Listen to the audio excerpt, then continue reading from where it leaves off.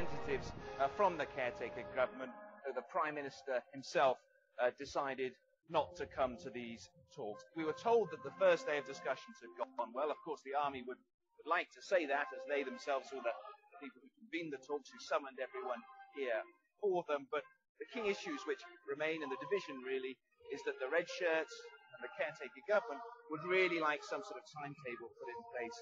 for elections, perhaps in the next several months or so. The PDRC, the anti-government demonstrators, they don't want elections, and they would like an appointed government put in place, so a period of reforms, changes to the constitution, the democratic system here, and then at some unspecified point further down the line, they would like elections to take place. That is the goal between the two sides, and the army now has the very difficult task of trying to bring those two sides together, trying to broker some sort of deal to end the political impasse.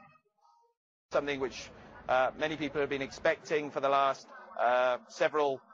days, and obviously it was decided by the army chief that the talks weren't going anywhere. I mean, to be quite frank, they've had 2 days of talks, each time lasting 2 hours, so they could have, one would imagine, have tried harder, but it would appear that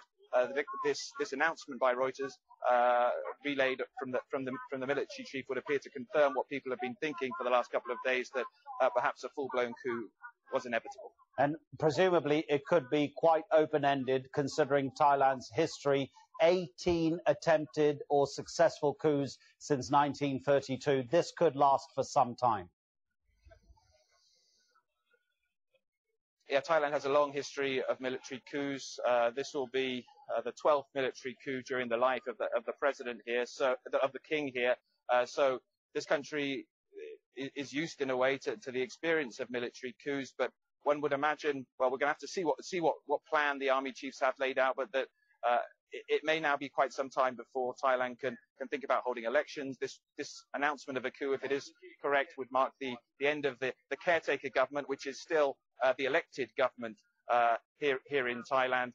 and the beginning of really new territory politically. Thailand's done this before, but obviously the real danger now is that the red shirt movement, which are the broadly speaking pro-government movement, will decide to come back onto the streets despite the martial law, despite the coup being declared, because effectively they will regard this as being power taken away from the people they elected,